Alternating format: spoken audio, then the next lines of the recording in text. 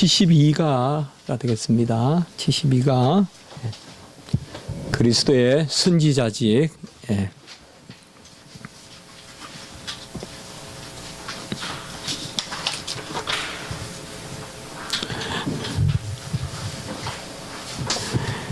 주님께서 삼중 직분을 감당하신다. 그러니까 삼중직이라고 그렇게 하는데요. 같이 한번 해볼까요? 그리스도의 삼중직.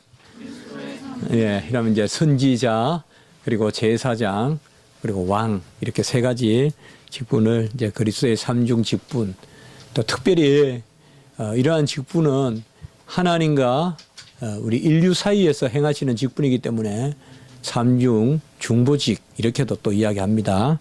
그래서 순서로 보면 저는 개인적으로 가장 앞서는 것은 제사장이다. 그래서 먼저 제사장으로 자기 자신을 드리시고, 그리고 이제 왕직이다. 왕으로 자기 자신을 주시고, 그리고 이제 그분을 우리에게 주심으로 우리가 알게 되거든요. 우리가 그분이 선지자인 줄 안다. 그러니까 어떤 인식론적으로, 그러니까 지식으로 보면 우리가 그리스도가 선지자라는 걸 먼저 알지 못해요. 그리스도가 제사장이다라는 것을 먼저 알고 왕이라는 걸 알고요. 그래서 제사장 왕은 또 다음 주, 다다음 주 이렇게 보기로 하고, 오늘은 먼저 그리스도의 선지자 직분에 대해서 한번 살펴보도록 하겠습니다. 제가 말씀을 드린 바 있지만은 선지자직은 하나님의 입이다. 그러니까 하나님의 전령, 하나님의 그런 사자. 라틴어로는 우리가 눈찌오라 하는 단어가 있는데요. 이게 어나운스 하는 그런 이제 단어 비슷해요, 영어하고. 하나님 편에서 나팔, 하나님의 나팔, 하나님을 우리에게 알게 하시는, 그게 바로 선지자 직분이고, 제사장 직분은 우리 편의 대표, 그렇게 제가 말씀을 드렸죠. 우리 편에서 하나님께 올려드리는. 그래서 어떤 그 방향성에서 우리가 선지자, 제사장을 구별할 수 있다. 선지자는 지식이고 제사장은 제사고, 이렇게 너무 내용적으로 보지 마시고 방향으로. 선지자는 하나님 편에서 우리 쪽으로 오시는, 그러니까 하나님이 우리에게 전달되시고, 지식도 되지만 은혜도 돼요.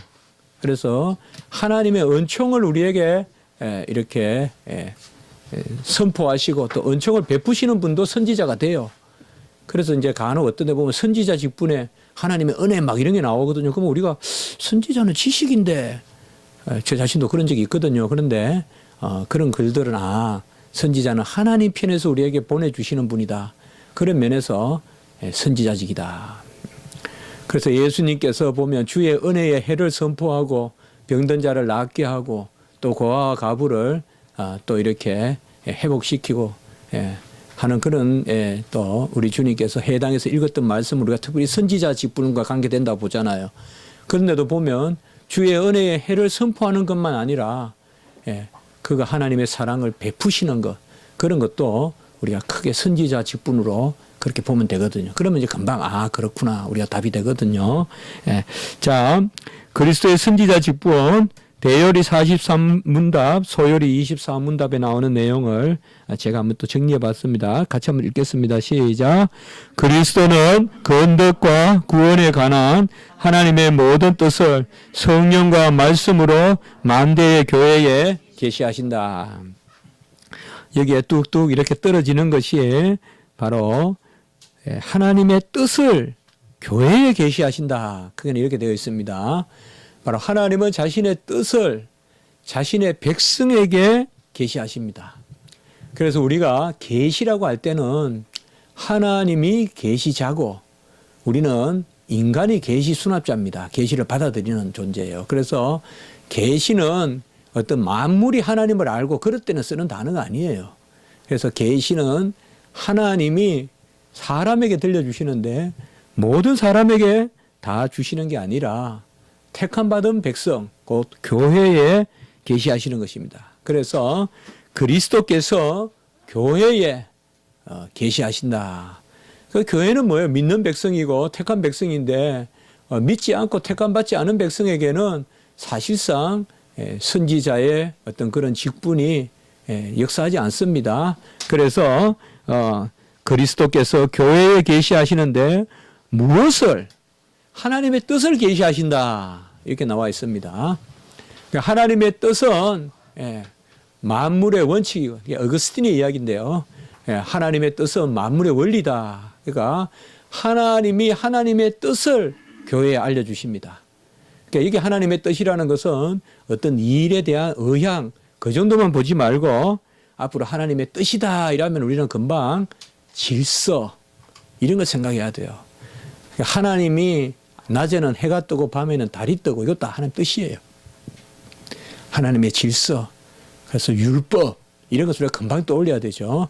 그래서 하나님이 하나님의 뜻 뭘 하겠다는 뜻 그것만이 아니라 아마 현상 자체가 하나님의 뜻이잖아요. 만물의 운행 자체가 하나님의 뜻이고 그 뜻을 우리에게 알려주시는데 교회에 알려주시는데 특별히 두 가지를 이렇게 이야기했어요. 이게 상당히 우리가 주목할 만한 것인데 건덕과 구원에 관한 이렇게 나와 있어요. 제가 아침에 이제 아보면 주일학교 우리 이제 전도사님 설교하시는데 저는 방에 있으면 이제 다 들리거든요. 오피스에서. 그래서 이제 보면 오늘 이제 그 건덕에 대해서 제3의 자유에 대해서 구원과 무관한 것들에 관한 자유. 그 아디아포라라고 하는데요. 같이 해볼까요? 아디아포라. 우리가 보면 이제 구원과 무관한 것들이 있단 말이죠. 영어로는 things indifferent to salvation. 그게 제가 번역 한번 해봤는데요. 구원과 무관한 것들. 그러니까 교회의 의복은 어떻게 입고 오느냐, 또 성찬보는 무엇을 쓰느냐, 이런 것들은 구원과 무관하죠. 그러니까 우리가 특별히 이제 한국에서만 교회 생활 하다가 보면 성찬에는 꼭 이렇게 해야 된다. 뭐 있지만은 또 성찬보를 어떻게 개해야 되는지. 그래서 사실 우리가 이제 부목사님이나 이런 데 교회 가서 처음에 봉사하다가 보면 막 성찬보 이런 거 막 못 깬다고 혼나거든요. 그러면 이제 막 그런 것도 못 배워낼까. 되게 그런 게 겁나요. 막 성찬보를 다 유심히 봐야 돼요. 항상. 그러니까 이제 성찬보를 어떻게 개느냐. 근데 이번에 우리 학교에서 입학식 날 성찬식 했는데 보니까 제가 그런데 좀 예민해서 그런지 아니면 아디아포라 이런 걸 제가 염두에 두서 그런지 성찬불 어떻게 개는가 봤어요. 그랬더니 성찬을 아들이 의자에 뚝 던지더라고요. 그냥. 이제 구원에 무관한 것이니까. 구원에 무관한 것이니까. 그러나 덕스럽게. 덕스럽게. 혹시 이제 저는 이 아디아프라라는 구원에 무관한 것에 대해서는 자유롭게 걸려 넘어지지 않게 해야 되는 게 가장 대원칙이 뭔가 하면 믿음이 연약한 자를 걸려 넘어지지 말게 하라. 이게 이제 대원칙이거든요. 그러니까 성찬불을 뭐 차곡차곡 해도 되고 아니면 돼요. 이거 다 이렇게 해도 되지만은 그래도 처음에 교회 다니는 사람이 성찬불을 보고 아이고 뭐 예식 그냥 대충 하면 되는구나. 혹시 그런 오해 사면 안 되잖아요. 모든 것은 정성을 들이면서 왜 성찬성을 거해야 할 때는 저렇게 막 뽀 같은 걸 함부로 할까? 성찬은 그냥 별로 중요하지 않은 것 같구나. 혹시 이런 생각하는 사람이 있다 그러면 그것은 덕스럽게 해야 된다. 이게 상당히 중요한 거거든요.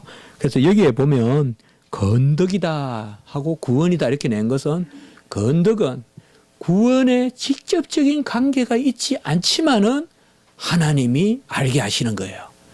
하나님이 알게 하시는. 이게 어떻게 보면 우리 크리스찬들의 이 수준을 이야기해 주는 거예요. 크리스찬들의 수준. 우리는 뭐 그저 법만 지키고 그게 아니라 덕스럽게 해야 되거든요. 모든 일에 덕스럽게 해야 돼요. 그게 우리 한국 교회에도 요구되는 과제예요. 그래서 건덕과 구원에 관한. 그래서 건덕은 그만 말씀해 드렸듯이 그 자체로는 구원과 무관하지만 연약한 자들을 걸려 넘어지지 않도록 하는 것. 이런 겁니다. 우리가 항상 조심할 것이 그것이다. 그래서 교회에 우리가 많이 다니지 않으신 분들은 혹시나 굿하고 이런 음식을 먹는 걸 보면 굿을 해도 되는갑다 이렇게 생각한단 말이에요. 구다한 음식 먹어도 돼요, 여러분들. 제가 또 이 말 한다고 해서 혹시 실족하면 제가 이 말도 안 해야 돼요. 제가 지금은 원리니까 이야기하는 거예요. 예. 구다한 음식 먹어도 돼요. 그러나 구다한 음식은 아무 의미가 없다고 먹어야죠. 구다한 음식에 무슨 구설이 있으니까 영이 깃들어 있고 그래도 먹어도 되는 것 같다 이렇게 생각하면 안 되죠. 그렇죠. 그런데 이제 교회를 우리가 뭐 많이 다녔다 안 다녔다 보다도 아직까지 그런 신앙이 안 되고 소위 성경에 보면 젖을 먹는 신앙이다 이런 말이 있거든요. 분명히 성경에 나오는 이야기거든요. 아직 딱딱한 것을 먹기 어려운 그런 신앙이 사람에게 그런 사람을 데리고 다니면서 교회는 자유야 뭐든지 할 수 있어 라고 하면서 막 그냥 저 많은데 뭐 구다는 데 가가 음식 그냥 하나 뚝 떼어서 먹고 그러면 같이 있는 사람이 어떻게 생각하겠어요? 아이고 교회는 뭐 구다는 것도 나쁘게 안 보네 이렇게 생각할 수 있잖아요. 그래서 항상 이 덕스럽게 해야 된다. 덕스럽게 해야 돼요.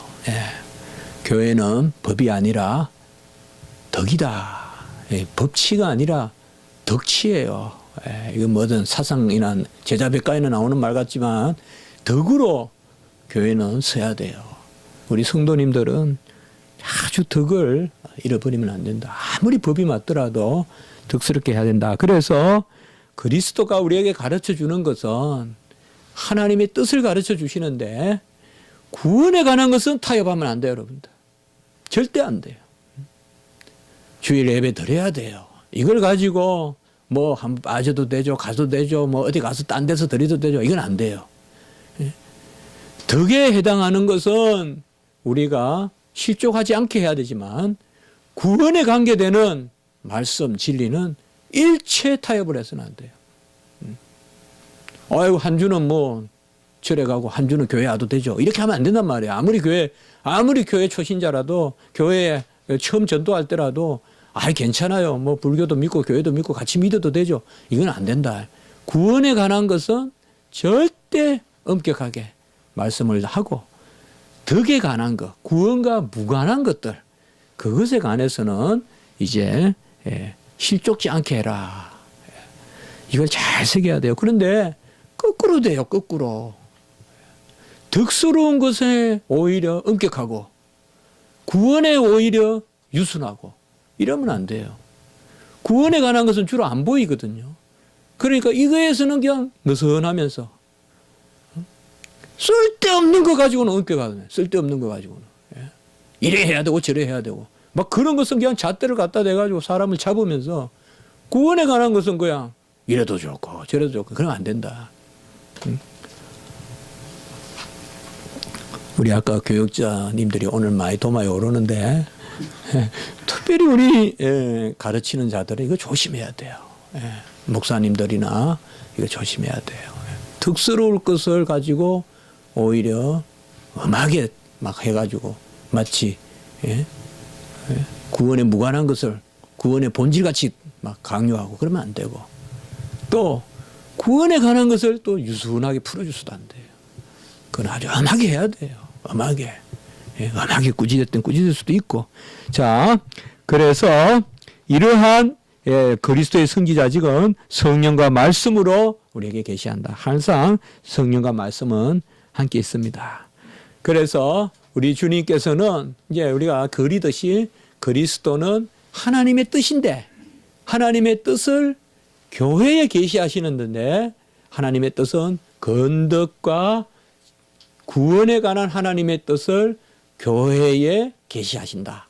어떻게? 항상 하나님의 계시 방식은 말씀과 성령. 말씀과 성령으로. 그래서 이렇게 똑 떨어지게 우리가 볼 수 있습니다. 요한복음 1장 18절 같이 읽습니다. 시작. 본래 하나님을 본 사람이 없으되 아버지의 품속에 있는 독생하신 하나님이 나타내셨느니라. 오늘 역시도 제가 또 주일학교도 보니까 제가 공부할 때도 보니까 바로 진리 자체가 오신 거죠. 말씀 자체가 오신 것이죠. 그래서 아버지의 품속에 계신 독생하신 하나님, 이 바로 뭐예요? 로고스 말씀이시잖아요. 아들은 아버지의 지혜잖아요. 바로 지식이잖아요. 그러니까 지혜와 지식이 이 땅에 오셨다. 그래서 그 자신이 지식이에요. 그 자신이 오셨습니다. 그러므로 예수를 알면 아는 것이에요. 다 아는 것이에요. 본질을 아는 것이에요. 그 자체를 아는 것이에요. 실체를 아는 것이에요. 예수 전의 것은 그림자예요.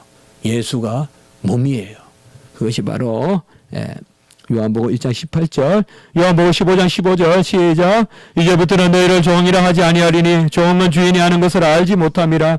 너희를 친구라 하였노니 내가 내 아버지께 들은 것을 다 너희에게 알게 하였음이라. 우리 주님께서 우리를 친구라고 하는 경우 많지는 않아요. 그러나 특별히 오늘 얘기해 보면 친구에게는 알려주신다. 친구의 조건은 뭐냐 하면 바로 하나님께 들은 것을 알게 하겠다. 그래서 바로 친구와 같이 우리에게 알게 하셨다는 것입니다. 자, 에베소서 4장 12절 13절 같이 읽습니다. 시작. 이런 성도를 온전하게 하여 봉사의 일을 하게 하며 그리스도의 몸을 세우려 하심이라. 우리가 다 하나님의 아들을 믿는 것과 아는 일에 하나가 되어 온전한 사람을 이루어 그리스도의 장성한 분량이 충만한 데까지 이르리니. 여기에서 바로 그리스도의 몸을 세우려 하십니다. 이게 바로 세울 건자 건덕이에요. 그러니까 본래 건덕이란 말은 덕이라는 말은 사실상 영어로는 빼요. 그러니까 영어로는 building up 이렇게만 써요. 우리가 그러니까 세우는 거야 한마디로. 뭘 세우느냐? 바로 교회를 세우고 그것을 우리가 덕이라는 말을 붙여도 그게 참 오묘하게 말씀이 맞아 떨어지는 거예요. 그러니까 세우는 건데 교회를 세우는 건데 바로 덕스럽게 세워라. 그래서 여기에 우리가 주의하실 것은 그리스도의 몸을 세우는데 어떻게 믿는 것과 아는 것에 하나가 돼요. 그래서 예수 그리스도가 지식이심으로 우리가 그를 믿고 그를 아는 것에 하나가 되어 교회의 몸을 세우는 것입니다. 우리가 열심히 알기에 힘씁니다. 그러나 알게 하심으로 아는 것이지 우리가 스스로는 알 수가 없습니다. 우리가 힘쓰는 것은 우리는 항상 은혜의 백성이기 때문에 우리가 애쓰는 것은 은혜 안에의 공로입니다. 은혜 안에 공로예요. 지식도 마찬가지예요. 알게 하심 안에서 알려고 하는 거예요, 우리가. 그래서 은혜 안에 지식. 우리가 어떤 행위에는 이걸 인정하는데 지식에는 잘 인정 안 하는 버릇이 있어요. 우리가 보면요, 지식에 상당히 안고한 성향이 있어요. 제 자신도 그렇고. 아는 것은 잘 타협을 안 하려고 그래요. 아는 것은 잘 안 깨지려고 그래요. 내가 그렇게 어릴 때부터 알았던 것은 엔간해서 안 바뀌어요. 이거 깨야 돼요, 우리가. 아는 것도 깨야 돼요. 네. 그래서 은혜 가운데 행위가 있듯이 은혜 가운데 지식도 있다. 그것이 바로 예수 그리스도의 중보입니다. 특별히 저는 그래서 이렇게 용어를 하나 붙여봅니다. 같이 해봅시다. 지식의 중보자. 그리스도. 이것은 제가 이제 그렇게 용어도 쓰고 한국 신학계에 알리기도 하고 바로 그리스도는 지식의 중보자다. 이런 면을 우리가 좀 강조해야 됩니다. 자, 이제 예배를 드리도록 하겠습니다.